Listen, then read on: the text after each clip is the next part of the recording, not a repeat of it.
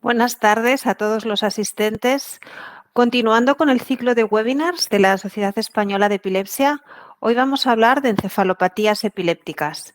Agradezco mucho a GW su colaboración para organizar esta reunión, que realmente nos habría gustado que fuera presencial en el marco de la reunión anual de la SEP, pero nos hemos visto obligados a hacerla de forma virtual debido a la situación sanitaria actual. Sabemos que las encefalopatías epilépticas son probablemente la forma más devastadora de epilepsia, entidades en las que la actividad epileptiforme prácticamente continua provoca alteraciones cognitivas y alteraciones conductuales que van mucho más allá de lo esperable por las propias crisis epilépticas y por la lesión subyacente. Afortunadamente, estamos viendo cómo durante los últimos años han aparecido en el mercado nuevas opciones para tratar estas enfermedades y también somos todos mucho más conscientes de cómo deben considerarse las comorbilidades asociadas. Algunas de estas opciones terapéuticas, como el cannabidiol, estarán muy próximamente disponibles en España. Hoy nos vamos a centrar no solo en el control de las crisis, que por supuesto es muy importante, sino en otros aspectos menos discutidos de las encefalopatías epilépticas. Vamos a hablar de las encefalopatías epilépticas en el adulto, porque muchos de estos pacientes después siguen llegándonos a los servicios de neurología del adulto, a si merece o no merece la pena realizar estudios genéticos en pacientes que van más allá de la edad pediátrica. Y después hablaremos también de la comorbilidad asociada y de cómo tratarla en las encefalopatías epilépticas, porque sabemos que esta comorbilidad deteriora significativamente la calidad de vida no solo del paciente, sino también de sus familias. Lo que haremos es que daré paso a cada ponente y estará abierto el chat de forma permanente para que vayan enviando sus preguntas y después de cada charla tendremos unos minutos para discusión con cada ponente.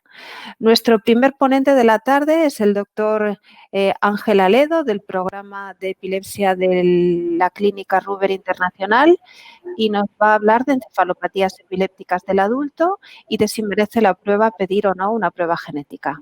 Gracias, Ángel.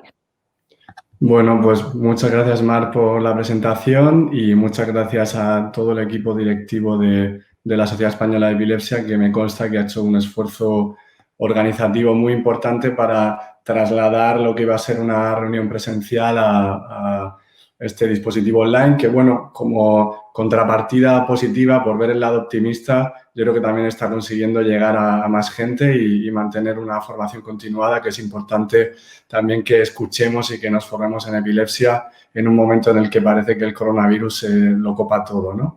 Y también agradecer a GW por apostar por el mundo de la encefalopatía epiléptica, por las epilepsias genéticas y por la formación, ¿no? Entonces, vamos a hablar quizás del grupo más olvidado dentro de las epilepsias genéticas o de las encefalopatías epilépticas, que son los adultos, ¿no? Que, como bien decía Mar, pues llegan a las consultas de adultos y vamos a centrarnos de primeras en un escenario clínico bastante habitual, ¿no? Pues estamos en una consulta de epilepsia de adulto, nos viene un paciente que en principio frecuentemente están institucionalizados, semi-institucionalizados o completamente, que tienen muchas veces un diagnóstico de asfixia perinatal o parálisis cerebral infantil sin tener criterios clínicos o de pruebas complementarias suficientes en muchos casos, que también en muchos casos, desgraciadamente, el acompañante que viene con él ni siquiera le conoce y le ha tocado ese día acompañarle a la consulta,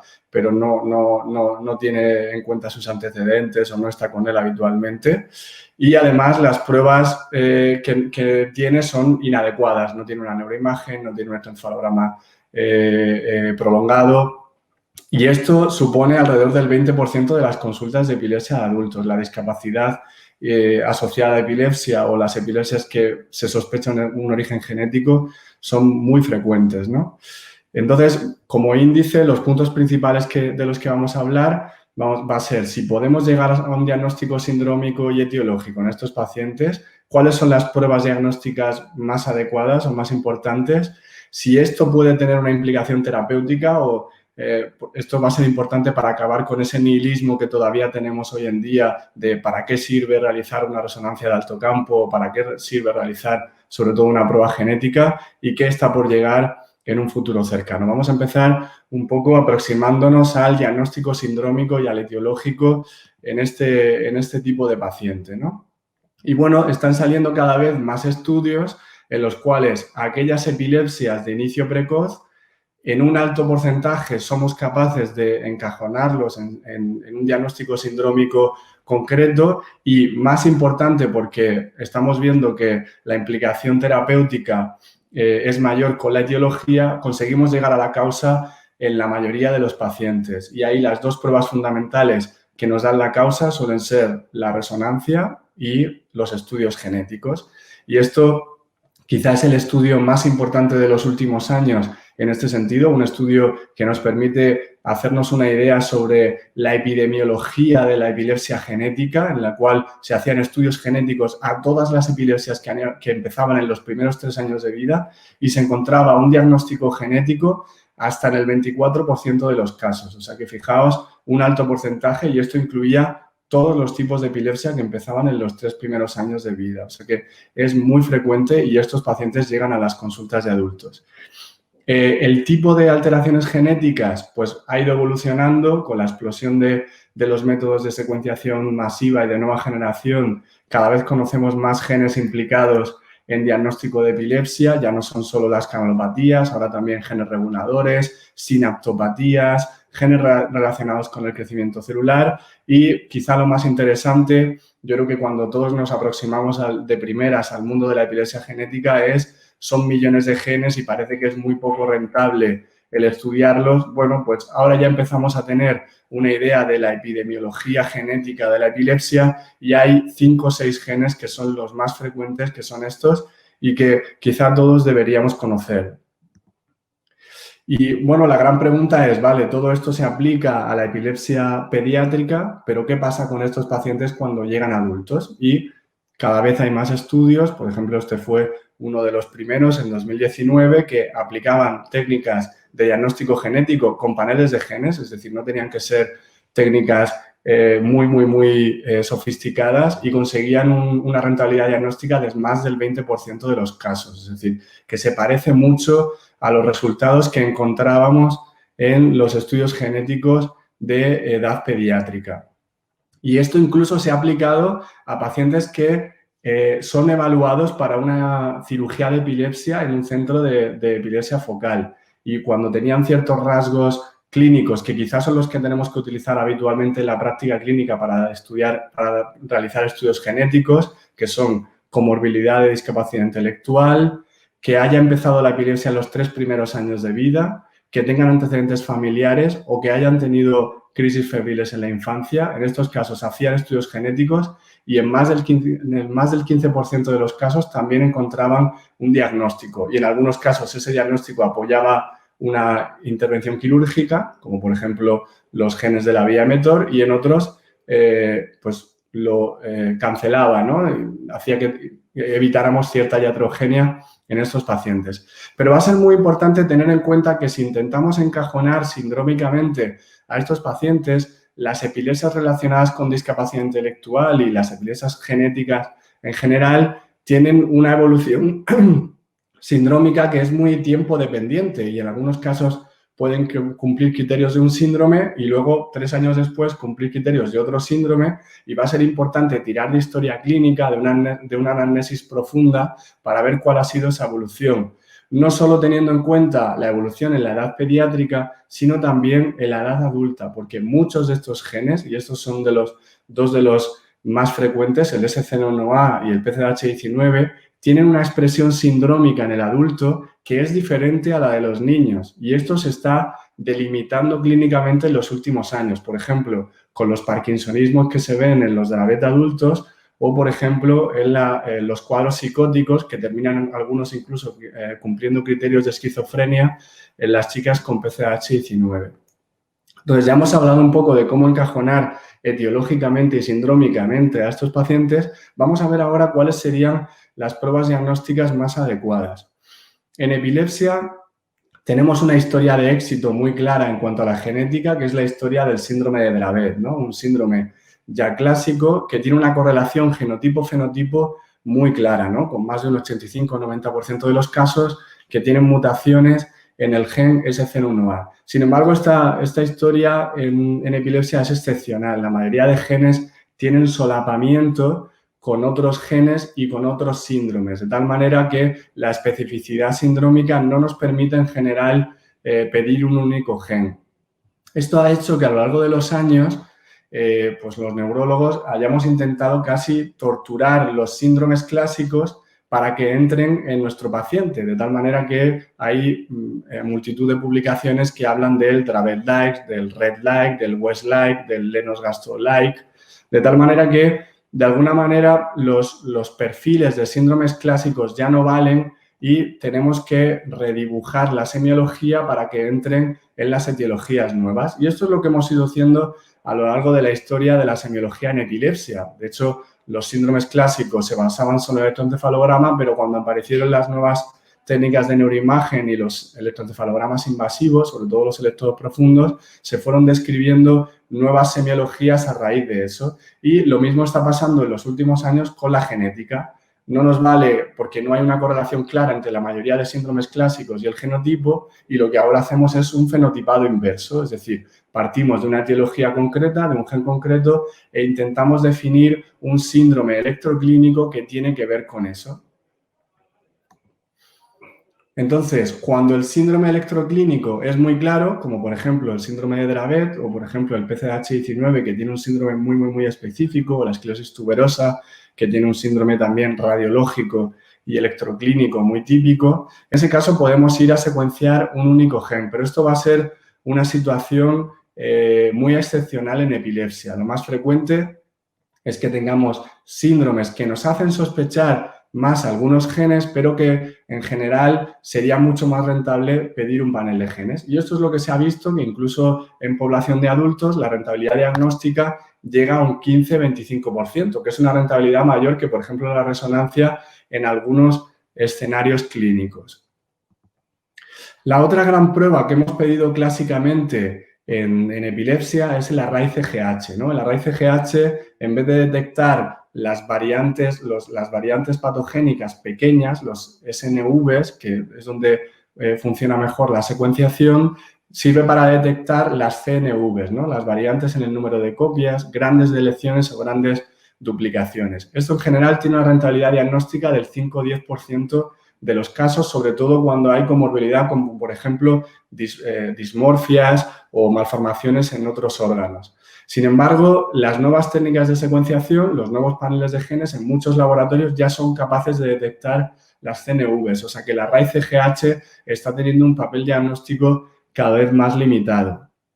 Y si decíamos que el panel de genes tiene una rentabilidad diagnóstica de alrededor del 15, 20, 25% de los casos, el exoma clínico tiene una rentabilidad de casi el 40-45%. En ese caso, como muchas veces vamos a ver muchas variantes de significado incierto, va a ser fundamental el papel del neurólogo clínico, ¿no? Que haga una relación entre ese gen y el síndrome que vea el paciente, teniendo en cuenta los datos típicos del adulto. Y la prueba con más rentabilidad diagnóstica, que en algunos estudios se ve que diagnostica más del 50% de los casos, es el exoma en trío, que teniendo en cuenta que la mayoría de variantes patogénicas en epilepsia son de novo, no están en los padres y son mutaciones nuevas en nuestro paciente, pues buscaremos simplemente las diferencias entre el exoma de los padres y el exoma del caso índice, y con esas diferencias buscaremos las mutaciones nuevas, y esas van a ser las que probablemente sean patogénicas. Igualmente, siempre tendremos que hacer una relación genotipo-fenotipo para ver si existe una relación causal. Y, bueno, el último caballo de batalla son las mutaciones somáticas, ¿no? Las mutaciones postcigóticas, en las cuales la alteración genética ya no está a nivel germinal en todas las células del organismo, sino que está solo en una zona del cerebro. Y esto es lo típico de las displasias tipo 2, que son emetorpatías, son mutaciones en la vía emetor, y que si hiciéramos la genética de la pieza quirúrgica se ve esa mutación. Sin embargo, si hacemos una genética en sangre, una genética, digamos, a nivel sistémico, germinal, no la encontraremos. Pero claro, esto contrasta un poco con la realidad y la realidad es pues, este estudio que hemos publicado este mismo año en el cual analizábamos cuál era la brecha diagnóstica en pacientes con una sospecha de epilepsia genética en la Comunidad de Madrid, en diferentes centros de la Comunidad de Madrid. Veíamos que menos del 60% se les había hecho una resonancia magnética, solo el 40% se les había hecho un vídeo EEG, algún tipo de estudio genético que hubiera estado indicado en todos solo estaba en un 40% y la mitad de ellos era un único gen y el estudio era incompleto en más de 2/3. Y el factor que veíamos que se asociaba más con un estudio más incompleto era la edad, ¿no? Los adultos son los que menos acceden a los diagnósticos y los que menos se pueden beneficiar de las repercusiones y las implicaciones terapéuticas, que va a ser el siguiente paso que vamos a ver, ¿no? Es decir, ¿para qué sirve toda esta odisea diagnóstica al llegar a una etiología concreta en estos pacientes? Bueno, pues esto es lo que llamamos medicina de precisión, ¿no? A lo largo de la historia, el uso de un fármaco u otro en epilepsia se ha basado en grandes síndromes o en la experiencia clínica y en una evidencia un poco empírica de cada neurólogo. Y lo que estamos viendo en los últimos años es que conforme se conocen más genes y esos genes se conocen desde hace más años, por ejemplo, el SCN1A, que llevamos más de 20 años desde que se describió, pues primero se detectan fármacos que son negativos, por ejemplo en el SCN1A los bloqueantes de canal de sodio, luego se empieza a ver que hay fármacos que funcionan mejor, por ejemplo en el caso del SCN1A el valproico, el clobazam o el topiramato, luego empezamos a reposicionar fármacos antiguos que se utilizaban para otras cosas, como por ejemplo la fenfluramina en el caso del SCN1A, y luego empiezan a aparecer tratamientos específicos, ¿no? Como el cannabidiol o las terapias génicas que están por venir y ya están en ensayo clínico. Pero la lista de fármacos de medicina de precisión en epilepsias genéticas cada vez es más amplia, ¿no? Y es muy importante este diagnóstico porque síndromes que se pueden parecer mucho, como el del SCN1A y el del SCN8A, el tratamiento es justo el contrario. En el SCN8A los bloqueantes de canal de sodio son los mejores tratamientos y en el SCN1A los bloqueantes de canal de sodio hay que evitarlos, ¿no? En el SC2A1 la dieta cetogénica es muy eficaz, por ejemplo el SLC35A2 es más eficaz los suplementos de galactosa, en la PCDH19 es muy eficaz el levetiracetam, un fármaco muy común pero que en epilepsias genéticas por la comorbilidad psiquiátrica a veces no se utiliza tanto, en CDKL5 ya hay ensayos positivos con ganaxolona y esta lista no deja de crecer. Por ejemplo, la historia del síndrome de Dravet y del Lennox-Gastaut, que es una encefalopatía epiléptica que no tiene una correlación con una etiología clara, pues en los últimos años se han ido describiendo y probando en ensayos clínicos fármacos diferentes. Y en el RUBER, por ejemplo, hemos participado en varios ensayos, ¿no? Por ejemplo, cannabidiol se descubrió por serendipia y ha demostrado eficacia en ambos síndromes. Se ha reposicionado fenfluramina, que ya ha demostrado el síndrome de Dravet, aún no el Lennox-Gastaut, y hay otros fármacos, por ejemplo el soticlestat, que también ha demostrado, y es un fármaco de nuevo mecanismo por el metabolismo del colesterol, ha demostrado en ambos síndromes también. Bien, PCDH19, por ejemplo, es otra historia peculiar y bastante pedagógica, yo creo, en la cual un fármaco muy común como el levetiracetam, pero que no se suele utilizar en este perfil de pacientes, se ha visto que es muy eficaz específicamente en PCDH19. Y, por ejemplo, recientemente hemos publicado este estudio en el cual veíamos que los pacientes con PCDH19 se quedaban sin crisis en la adolescencia con el tratamiento antiepiléptico y muchas familias y muchos neurólogos se planteaban si quitar medicación y lo que veíamos es que quitar la medicación era peligroso y se podían volver refractarios tras quitarla, o sea que no es recomendable. O sea que la medicina de precisión no solo nos sirve para tomar decisiones de tratamientos concretos, sino también para tomar decisiones de si quitar tratamientos o no después de un periodo de libertad de crisis. Y bueno, ¿qué está por llegar en el futuro con estos pacientes? Bueno, pues una de las cosas principales es lo que se ha llamado el sesgo del instrumento, ¿no? En epilepsia es verdad que hemos sido muy acérrimos de pensar que la actividad epiléptica es la que causa discapacidad en todos los casos, ¿no? Y como es verdad que los antiepilépticos eran el arma terapéutica más importante que teníamos, pues hemos incidido mucho en intentar tratar la actividad epiléptica de una manera agresiva, ¿no? Pero hay mucho debate con esto, hay encefalopatías epilépticas en las cuales claramente tratar la actividad epiléptica, tratar las crisis mejora y tiene una repercusión cognitiva, pero hay un gran porcentaje en el que no ocurre esto, ¿no? Y esto son lo que llamamos las encefalopatías del desarrollo, en las cuales un poco el concepto es que las crisis y el trastorno cognitivo, el problema de neurodesarrollo, son los dos epifenómenos o síntomas de una causa subyacente, pero que tratar la epilepsia de manera independiente va a tener poca repercusión o ninguna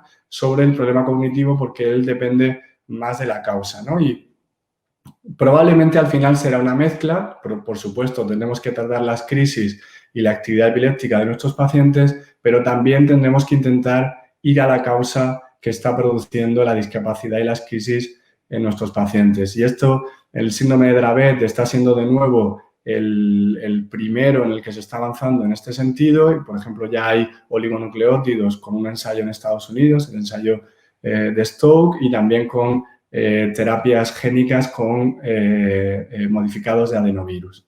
Entonces, bueno, ahora comentamos en el debate si tenéis alguna pregunta, pero bueno, como conclusiones, los estudios genéticos cada vez son más rentables y más accesibles, nos cambian mucho el manejo terapéutico en la mayoría de pacientes y yo creo que en general los neurólogos, igual que nos tuvimos que formar en neuroimagen y electroencefalografía, vamos a tener que formarnos cada vez más en genética y también intentar diagnosticar a los pacientes para crear nuevas terapias que vayan dirigidas a la causa. Y esto era todo. Muchas gracias.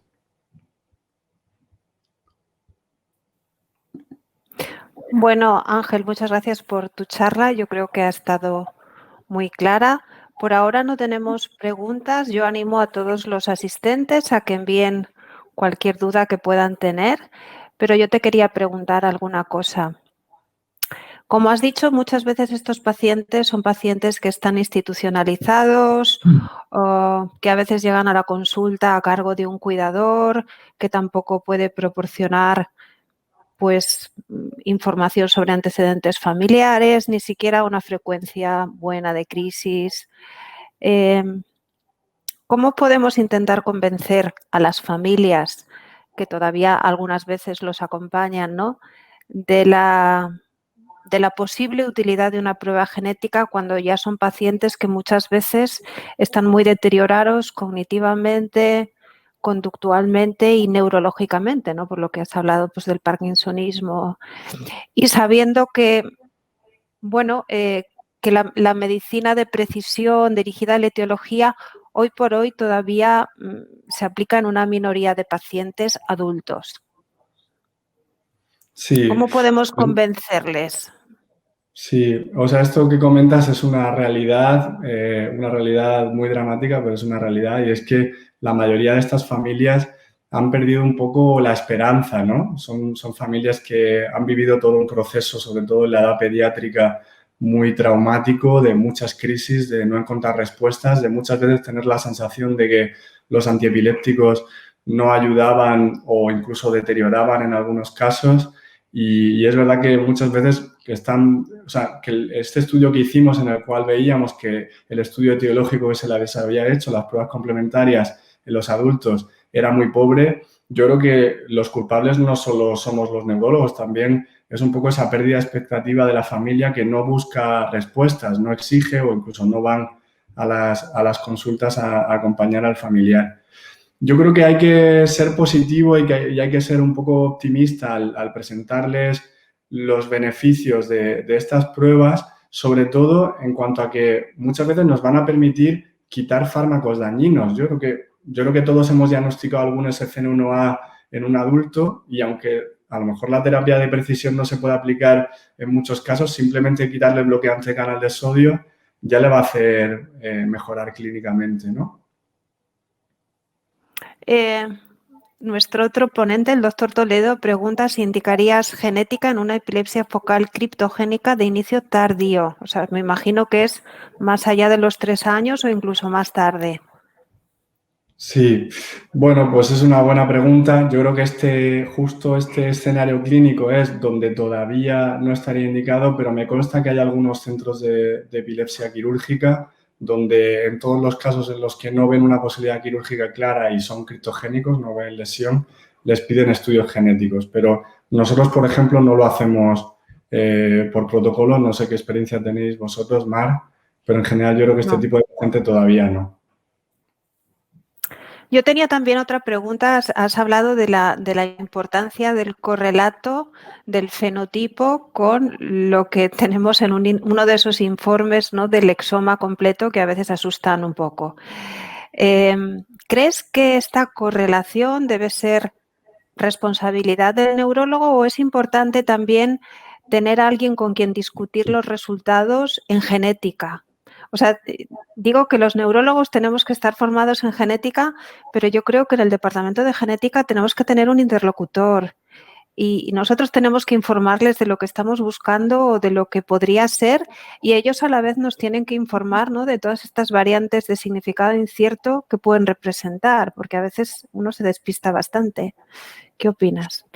Completamente, estoy totalmente de acuerdo. Yo creo que pasa parecido a lo que pasa a veces con las técnicas de neuroimagen, ¿no? Que obviamente necesitamos al radiólogo, pero tenemos que estar nosotros lo máximo de formados para que hablemos el mismo idioma, ¿no? Porque ellos van a estar perdidos en los aspectos clínicos y muchas veces nosotros vamos a estar perdidos en los aspectos más concretos de la técnica y totalmente para valorar esas infinitas variantes de significado incierto, nos vamos a necesitar mutuamente. Yo creo que en general cada vez hay más genetistas que se dedican a neurología, digamos neurogenetistas o dentro de los departamentos el que hace más los estudios de neurología y también dentro de los equipos de neurología y de epilepsia siempre hay como el que está más interesado o sabe más de genética y un poco mediante ese eslabón el tener más comunicación, ¿no? El doctor Toledo tiene otra pregunta y nos dice que cómo valorar si repetir pruebas tipo exoma en un mismo paciente cuando no ha habido resultados concluyentes. Es cierto que a veces los pacientes vienen con informes un poco turbios de se hizo estudio genético negativo, ¿no? O incluso nosotros, a veces, hace unos años la tecnología que había no era igual a la que se tiene ahora, ¿no? Igual que cuando decíamos que alguien tenía una epilepsia no lesional, pues ahora resulta que salen lesiones. Entonces, ¿cuándo repetir el estudio genético, sobre todo el exoma? ¿Pondrías un intervalo de tiempo o cuando no tienes un informe completo que te garantice que ha sido completo? Claro, ahí hay un poco o sea, lo que se recomienda ahora es que a partir de los 3-5 años un estudio genético está obsoleto y deberíamos reanalizar, ¿no? Y ahí hay un aspecto interesante y es que si tú has hecho un exoma, el paciente ya está secuenciado y tú solo tendrías que reanalizar, de tal manera que es mucho más barato, es menos costoso. Sin embargo, si has hecho un panel de genes, el panel de genes no te sirve, no lo puedes reanalizar porque solo se han analizado genes concretos que probablemente ahora han quedado obsoletos, ¿no? Y ahí habría que repetir la prueba, ¿no? Por ejemplo, en algunos laboratorios el precio de un panel de genes es alrededor de 800 euros y de exoma es alrededor de 1.500 euros. Pues si piensas que el panel de genes, Compensa. claro, si el panel de genes lo tienes que repetir en 3-5 años y el exoma te vale el mismo estudio y solo tienes que reanalizarlo, pues a veces compensa más económicamente el hacer un exoma, ¿no? Perfecto. El doctor Sergio Córdoba nos pregunta que cómo sesga la muerte prematura de niños con encefalopatías epilépticas al grupo que sobrevive y llega al adulto. ¿Son distintos esos pacientes? ¿Tienen formas más leves de enfermedad? ¿O qué podemos Sí. esperar? Claro, bueno, pues es interesante porque, a ver, los datos que os he puesto de epidemiología genética de epilepsia son de niños, ¿no? Y esos 6 genes más frecuentes son los 6 más frecuentes en edad pediátrica. Los genes más frecuentes en el adulto, algunos son los mismos, pero otros no, y tiene ciertos sesgos, ¿no? Y aún no hay estudios amplios como para hacernos una epidemiología genética del adulto. Yo creo que está por venir en los próximos años. El sesgo que hace que algunos genes sean diferentes, pues uno es por el SUDEP y es lo que Sergio comenta, ¿no? Por ejemplo, SCN1A tiene un 20% de SUDEP. Hay otras como SCN2A o SCN8A o incluso los CDKL5 que fallecen por SUDEP o por traumatismos, porque algunos terminan en un Lennox-Gastaut que pueden hacer crisis atónicas y fallecer también. Y luego otro sesgo también es que hay epilepsias que son dramáticas y catastróficas en los 2 primeros años de vida y luego la epilepsia se controla y a lo mejor ese paciente no llega nunca a la consulta de epilepsia del adulto, ¿no? O sea, que tenemos un sesgo que es bilateral, ¿no? Por pérdida por la gravedad y otros por pérdida porque la epilepsia se atenúa. Y luego también hay algunas epilepsias genéticas que son de inicio tardío y estas yo creo que son las que están todavía por describir y es un poco ese subgrupo que decía Manu antes, ¿no? Que quizá cada vez más tenemos que ver qué perfil concreto de pacientes tenemos que hacer estudio genético o algunos tenemos que hacerlo en la pieza quirúrgica, ¿no? Que es lo que Pues pueden ser mosaicos, ¿no? Claro. ¿Sabes? Vale, y para terminar, la doctora Parejo Carbonell te da las gracias por la charla, Ángel, que ha sido muy interesante, y te pregunta cómo crees que tendríamos que formarnos en genética, estudiar, sin más, rotaciones específicas, cursos específicos. ¿Cuáles son tus sugerencias? Bueno, pues a ver, yo creo que en general en los planes formativos de fellowship de epilepsia se ha centrado todo mucho en la epilepsia focal porque era la parte quizás donde podíamos aportar más, especialmente en la epilepsia de adultos y en los últimos años ya me consta que en muchos planes de fellowship se están incluyendo rotaciones en neurogenética, incluso en laboratorios, etcétera. Luego, cursos internacionales que, por ejemplo, de estéreo EEG o de electroencefalografía o de neuroimagen en epilepsia específicamente ya existían desde hace años. Este año, por ejemplo, Cleveland ha creado su primer curso de genética de epilepsia. El Centro Diana Lund de Dinamarca, justo este fin de semana, hace un curso también muy interesante de medicina de precisión y epilepsia genética. Y luego, pues yo personalmente he hecho un máster posgrado específico en genómica y genética clínica. Entonces, bueno, yo creo que, a ver, lo más fácil y lo más sencillo es intentar pegarnos a los genetistas de nuestro hospital, como decía Mar antes, hacer de interlocutores, comentar los casos, esas variantes de significado incierto, intentar acercarnos a ellas y poco a poco ir leyendo y adentrarnos porque al final es un idioma completamente nuevo y va a tener que ser poco a poco en la mayoría de casos. Muy bien, Ángel, pues muchas gracias por la charla y por la discusión, que creo que ha sido muy interesante para todos. Y vamos a dar paso ya al segundo ponente de este simposium y vamos a escuchar al doctor Manuel Toledo de la Unidad de Epilepsia del Hospital Vall d'Hebron en Barcelona, que nos va a hablar de comorbilidades en encefalopatías epilépticas y cómo tratarlas.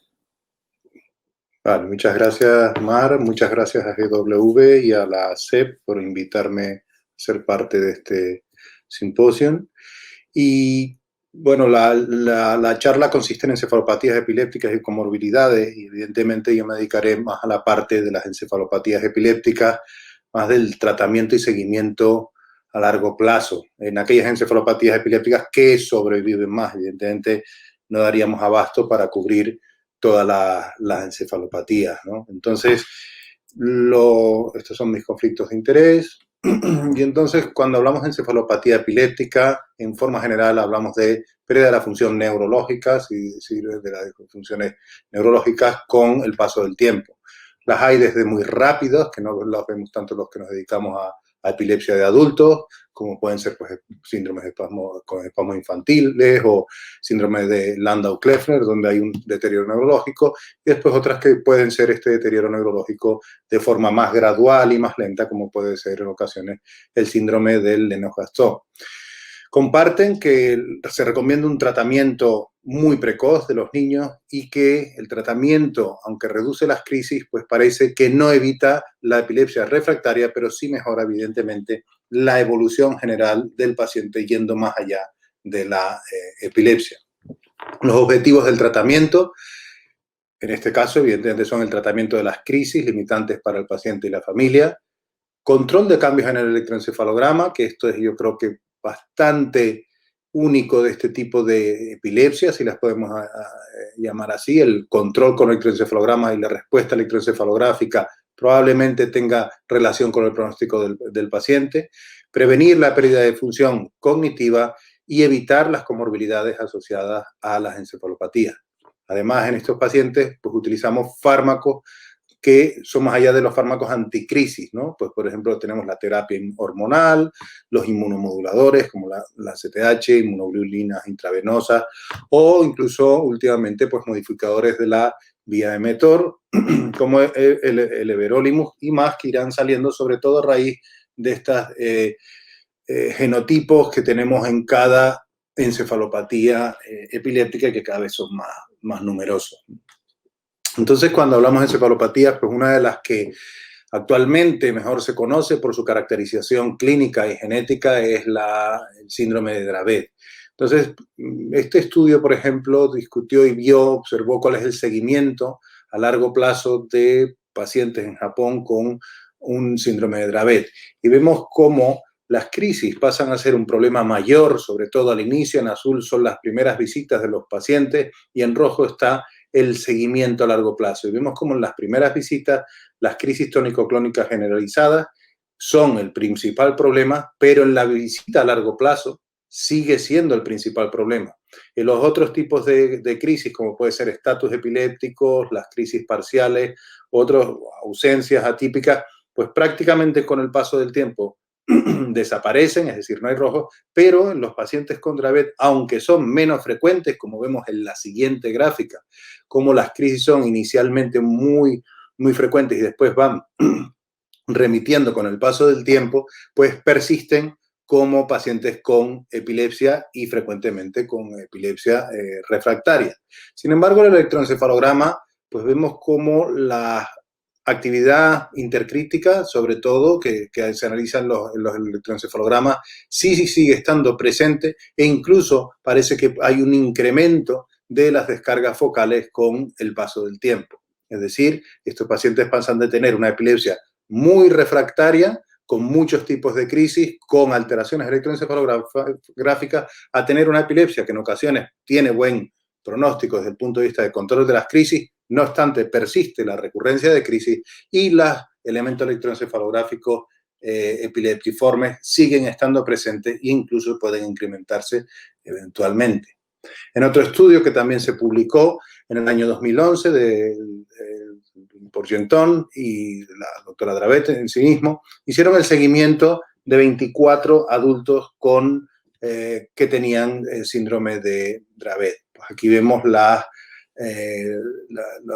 diferentes estudios que se hicieron, aunando los diferentes estudios que se habían publicado inicialmente y cómo vemos las causas de mortalidad en pacientes y las complicaciones que tenían en los pacientes con el síndrome de Dravet. Y vemos que pues, todas son asociadas probablemente a la aparición de crisis inesperadas, como puede ser el SUDEP, el estatus epiléptico, los ahogos o las neumonías, que suelen ser consecuencias de las crisis y los estatus epilépticos per se.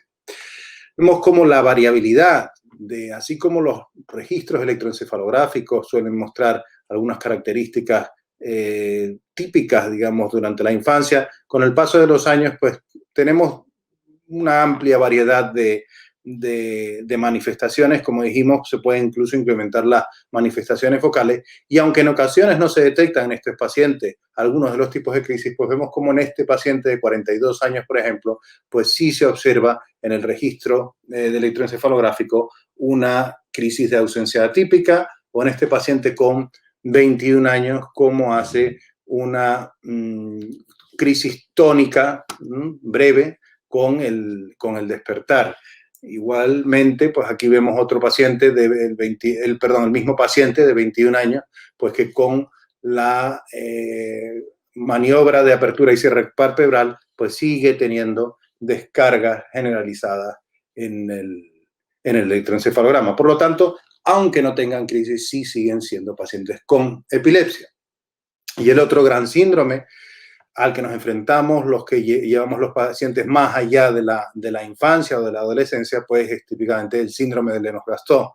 Por supuesto que si vamos con los criterios rígidos y estrictos del síndrome de Lennox-Gastaut, sean pocos los pacientes que tenemos, pero siendo con criterios más laxos o pacientes que por algún motivo no cumplen los criterios, pero se comportan de las mismas maneras, pues quizás sea el síndrome, la encefalopatía epiléptica que más frecuentemente vemos en la edad adulta.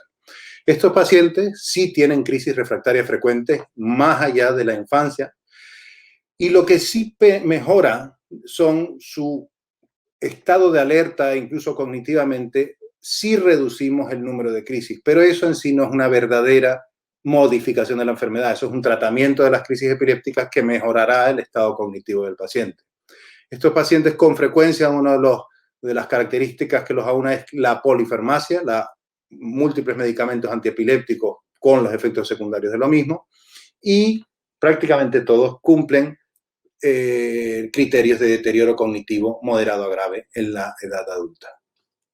Cuando hablamos de pacientes mayores con encefalopatía epiléptica, en este caso las recomendaciones son sobre el síndrome de Lennox-Gastaut, pero yo creo que son extensibles a las encefalopatías epilépticas que llegan a la edad adulta, porque podemos incluir aquí también, por ejemplo, el síndrome de Rett, que no lo he nombrado específicamente, pues ¿cuáles son las recomendaciones? Pues es una visita al menos al paciente y a sus familiares, a sus cuidadores, anual, en la que se debe reevaluar el diagnóstico, reevaluando el posible síndrome y la etiología del mismo, ya que sobre todo pues vemos como hay características genéticas, a veces avances en neuroimagen que pueden ayudarnos a dar un síndrome que marque el pronóstico del paciente o de sus familiares. Estos días, por ejemplo, pongo en ejemplo que gracias al contacto con neuropediatría, pues diagnosticamos una paciente que tenía una encefalopatía no diagnosticada, pues una xantomatosis cerebrotendinosa. O sea que la reevaluación y el contacto con familiares es importante. El revisar y repetir pruebas previas, si se requiere más que repetir, yo diría que la revisión de los test, de las electroencefalogramas, de la neuroimagen, de la evolución de los pacientes, de los tratamientos, son fundamentales. El repetir pruebas en estos pacientes es con frecuencia difícil por los medios técnicos y para el paciente per se, porque obtener un electroencefalograma de sueño no es tan fácil en estos pacientes. Por lo tanto, aunque se recomienda de forma rutinaria, pues la realidad es que probablemente se debe practicar ante la duda diagnóstica o la mala evolución del paciente. E igualmente, pues las pruebas de neuroimagen si no las tenemos. Las pruebas genéticas, pues siempre debemos estar atentos a que no haya posibles avances, incluso en el futuro, posibles tratamientos genéticos que puedan modificar al paciente o que puedan tener un impacto en sus familiares. El plan de tratamiento siempre se debe ajustar porque evidentemente son pacientes que pasan de bebés a niños, a adolescentes y a adultos. Y todo ello condiciona pues la variación de sus crisis epilépticas, de su frecuencia de crisis epiléptica y las complicaciones asociadas a la edad adulta en estos pacientes que no solo conciernen a los aspectos cerebrales, y psiquiátricos y conductuales, sino también sistémicos. Respecto a los electroencefalogramas, pues tenemos que las encefalopatías, en este caso el síndrome de Lennox-Gastaut, tiene el patrón clásico a la hora del diagnóstico, pero en la evolución pues es frecuente que pierda estas características y eso no implica que el paciente no haya tenido el síndrome de Lennox-Gastaut. No obstante, el electroencefalograma debe ser repetido ante una inquietud sobre el diagnóstico o alguna mala evolución del paciente. Aquí tenemos probablemente las características más comunes que son asociadas al síndrome de Lennox-Gastaut, con las actividades rápidas durante el sueño y teniendo en cuenta que no siempre tenemos que tener un electroencefalograma para tomar decisiones, pues, ¿qué plan de tratamiento debemos hacer con nuestras encefalopatías? Pues en general insistir en que la politerapia racional es muy importante en este tipo de pacientes debido sobre todo a la presencia los posibles efectos adversos de los diferentes fármacos antiepilépticos e intentar mantener, si es posible, en la medida de lo posible, los menos fármacos posibles. Es insistir en esa politerapia racional, que menos cantidad de fármaco a menor dosis probablemente mejor esté el paciente. Hay que preguntar proactivamente al cuidador sobre la eficacia y los efectos adversos, hacer un contaje de crisis si es posible y preguntar a las residencias y a sus cuidadores cómo son sus crisis y con qué frecuencia, los estados de alerta, la conducta del paciente. Quizás el principal problema que nos encontramos con estos pacientes es que probablemente sus cuidadores y sus familiares se adaptan a la frecuencia y el tipo de crisis de los pacientes, pero los cambios conductuales son frecuentes e incluso empeoran con la edad, y eso nos hace tener que modificar algunos de sus fármacos, ya no solo antiepilépticos, sino empezar a utilizar otros fármacos como neurolépticos que pueden variar el umbral epileptógeno del paciente. Los efectos cognitivos, pues evidentemente intentar disminuir los efectos cognitivos que tengamos con los medicamentos y intentar mejorar la calidad del sueño, que es un aspecto importante, sobre todo para los cuidadores, porque pues todos sabemos que mejorando calidad del sueño en estos pacientes probablemente consigamos un mejor control de sus síntomas diurnos. Las otras consideraciones que se debe tener en cuenta para la gestión del síndrome de Lennox-Gastaut es que, como dije, prácticamente todos los pacientes tienen deterioro, alteración cognitiva moderada grave en la edad adulta, los problemas conductuales desde hiperactividad, agresividad, los rasgos autistas, la discapacidad física asociada que necesita equipos de protección, sillas de ruedas, cascos protectores, las alteraciones del sueño con su fragmentación, crisis nocturnas, alteraciones para la alimentación, como puede ser la disfagia, que altera la deglución de medicamentos y esto altera la absorción de los mismos y debemos tener en cuenta qué medicamentos son los idóneos para poderlos administrar, y las interacciones entre fármacos antiepilépticos u otros fármacos que utilice el paciente, que son importantes ya no solo para el control de sus crisis epilépticas, sino para las complicaciones de otro tipo que pueda tener el paciente. ¿Y qué complicaciones son? Ya hemos hablado un poco de los aspectos neurológicos que puede tener el paciente, cognitivo-conductuales, pero también son muy frecuentes las complicaciones sistémicas. Los pacientes tienen problemas osteomusculares, desde escoliosis, osteoporosis en el largo seguimiento. Las neumonías de repetición son muy frecuentes, infecciones urinarias de repetición también, problemas digestivos. Todos estos son control de comorbilidades que probablemente debemos preguntar activamente para contar con los especialistas que nos ayuden si se precisa.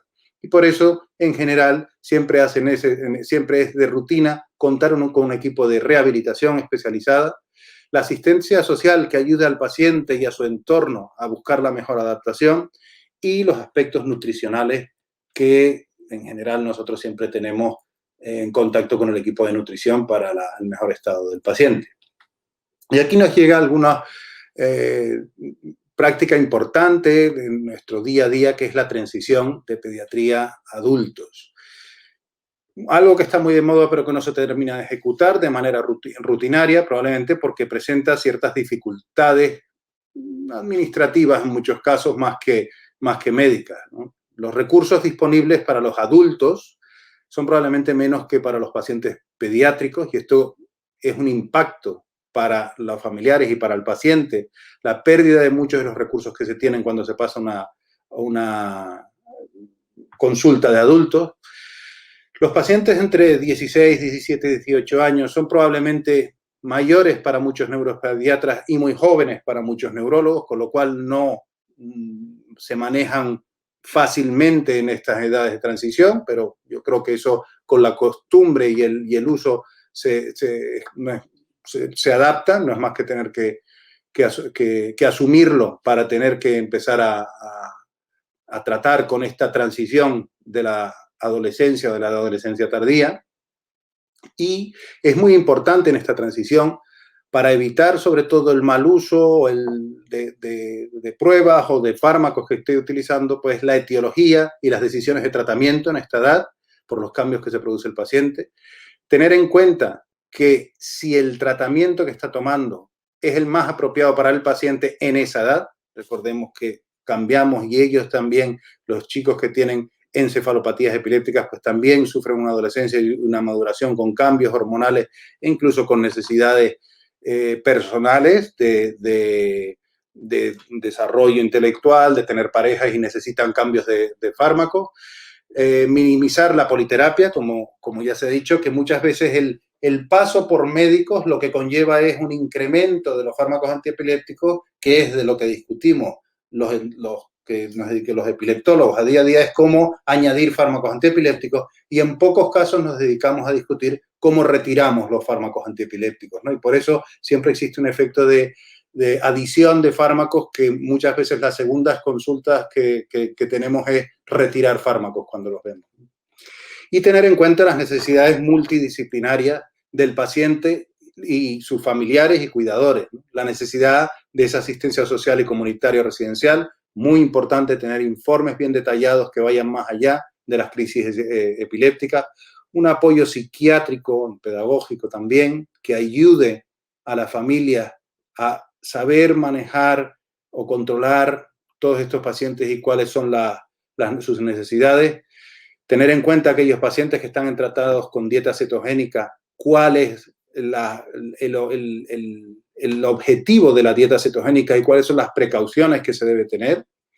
Los cambios de tratamiento y medicamentos deben estar muy ordenados para que no haya errores. Yo creo que a día de hoy, sobre todo a nivel de residencias, se exige muchísimo tener un control muy exhaustivo de los medicamentos con sus dosis y con una posología, con gran ayuda de los servicios de farmacia que apoyan con pautas ya establecidas, con pastilleros que ya les entregan a los pacientes y a las residencias para que no haya equivocaciones con las medicaciones, y una atención médica continuada por medicina general, por médicos internistas o por pediatras si son generales, si son menores, pero que son necesidades que debemos tener en cuenta.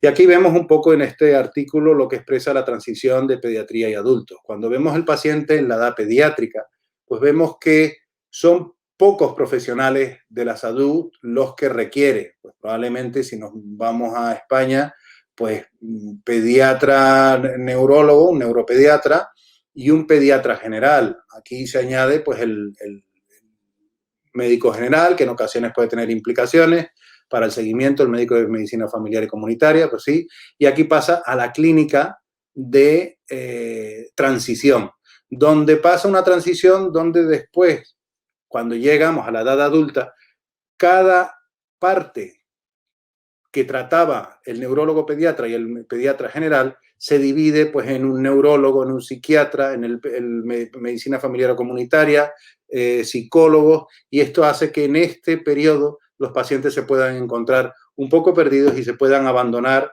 involuntariamente, evidentemente, algunos de los aspectos importantes de la encefalopatía que marcarán el futuro a largo plazo del paciente. Cuando hablamos de la calidad de vida de los pacientes con encefalopatías epilépticas y Lennox-Gastaut, pues tenemos los grandes efectos que tiene sobre la autonomía, sobre la capacidad laboral, la participación social y las relaciones personales, que están francamente limitadas. Hay algunos apoyos, pero siempre son insuficientes, sobre todo cuando llegan a la edad adulta. El impacto de las medidas preventivas tomadas para minimizar los riesgos, pues el no poder salir solos a la calle, la asistencia a la escuela, limita la sociabilización de estos pacientes y las necesidades educativas y de atención específicas que, como digo, cuando llegan a una edad adulta ya no son tan accesibles y no están tan adaptadas específicamente a la persona como pasa en la pediátrica. El impacto en la calidad de vida de los cuidadores, sobre todo si son familiares, pues el aislamiento social es evidente, con un impacto económico importante por la incapacidad y por la necesidad del cuidado de un paciente crónico. El agotamiento físico con sueño interrumpido es otro de los aspectos que influye muchísimo en la calidad de vida de los cuidadores, ya que todo ello implica mayores riesgos de salud general y sobre todo de ansiedad, depresión y, por último, pues el estigma social.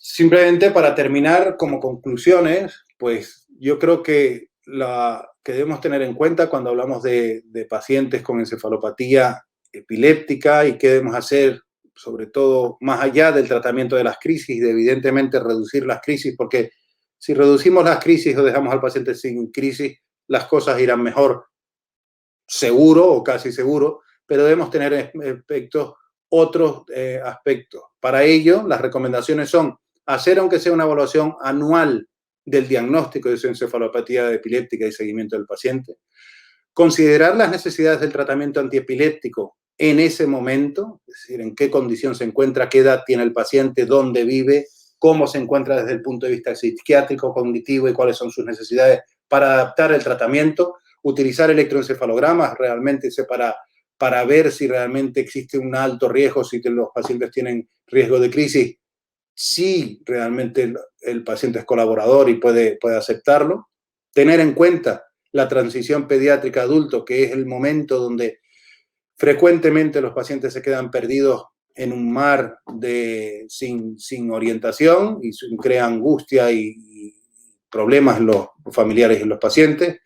La necesidad siempre del soporte multidisciplinario del paciente por sus comorbilidades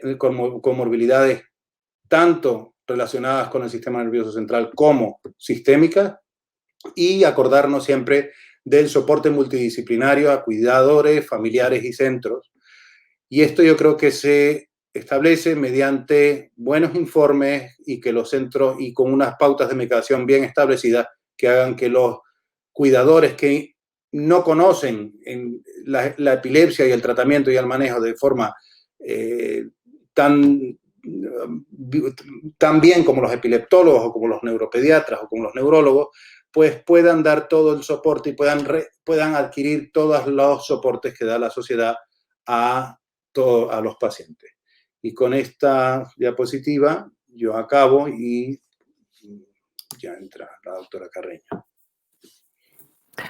Pues muchísimas gracias, Manu, por tu presentación. Tenemos aquí algunas preguntas y algunos comentarios. El doctor Sergio Córdoba te saluda y dice que tienen un puñado de jóvenes con síndrome de Lennox-Gastaut típico en la infancia, pero que durante la edad adulta se comportan más como una epilepsia multifocal. Y él dice que reducir la carga de fármacos y reemplazar algún medicamento por un bloqueador del sodio, como la fenitoína, ayuda mucho al control de la epilepsia.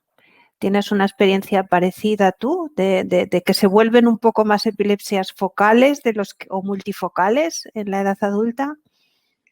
Sí, bueno, primero saludar a Sergio, que ya que me saluda, y después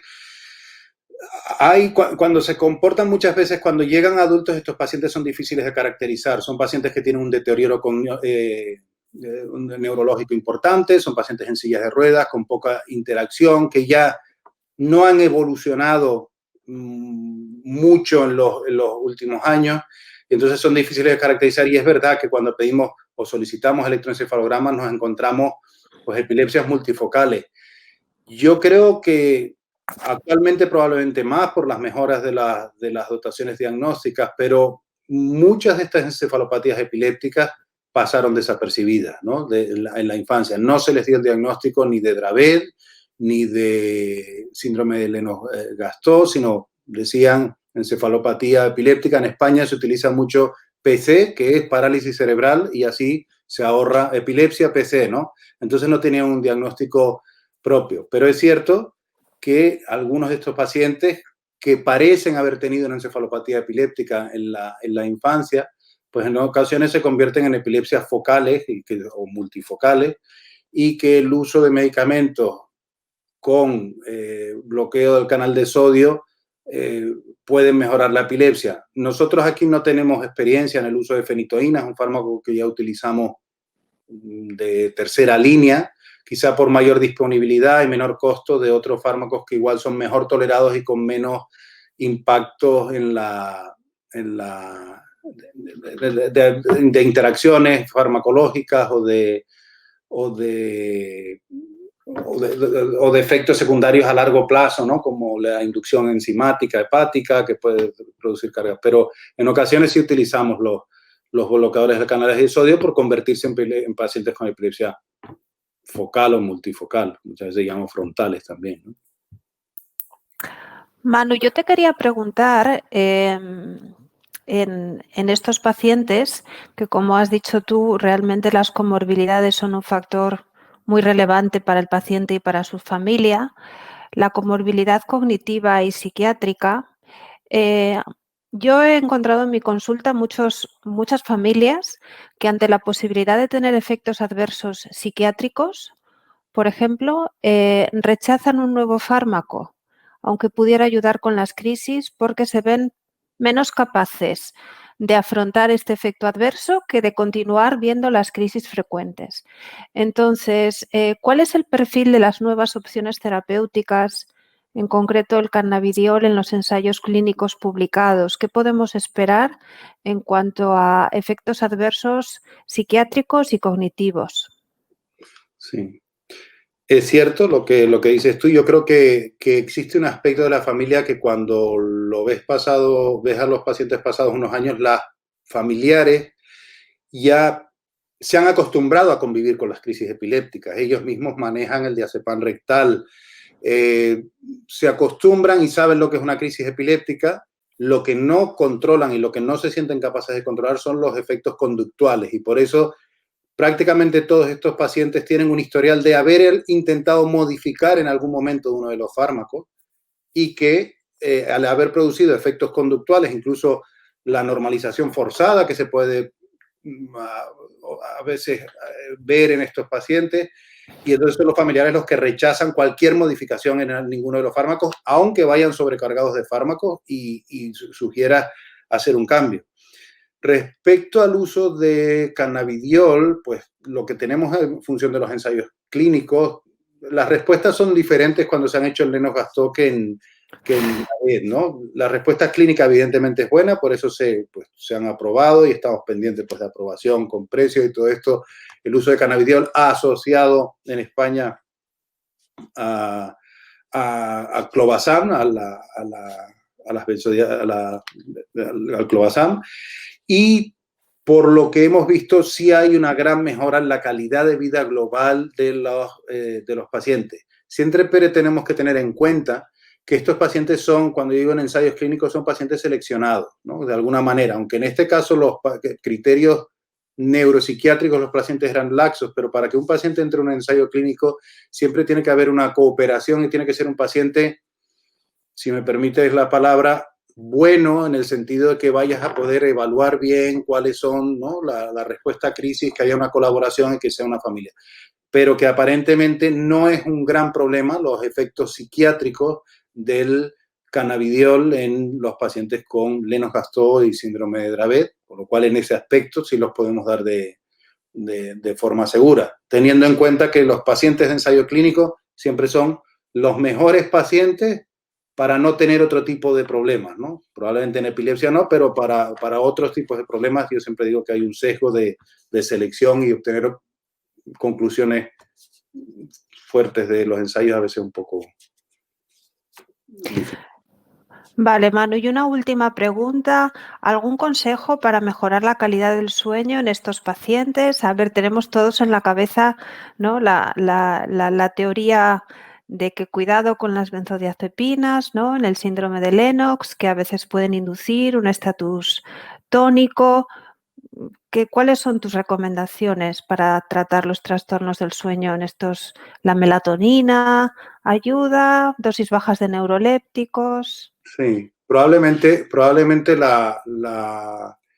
muchas veces no te queda otra, el problema son las crisis epilépticas, ¿no? Nos vamos compensando sueño con crisis epilépticas, y a veces, pese a que las crisis nocturnas y convulsivas son las que tienen más riesgo de SUDEP, pero a veces asumes el riesgo de crisis nocturnas porque el paciente no tenga caídas durante el día, muchas veces no, cuando pueden mantener un ciclo regular. La benzodiazepina en general no la recomiendo como regulador del sueño, evidentemente las medidas higiénicas que se pueden hacer, y los neurolépticos a bajas dosis son los fármacos que en general cuando vemos un paciente de estas características que suelen tener trastorno del sueño con un trastorno conductual importante asociado que limita mucho la vida del paciente y de su y de sus familiares el uso de neurolépticos, incluso muchas veces rebajando la carga de antiepilépticos para evitar esa somnolencia excesiva diurna que se asocia hacia la orrea y a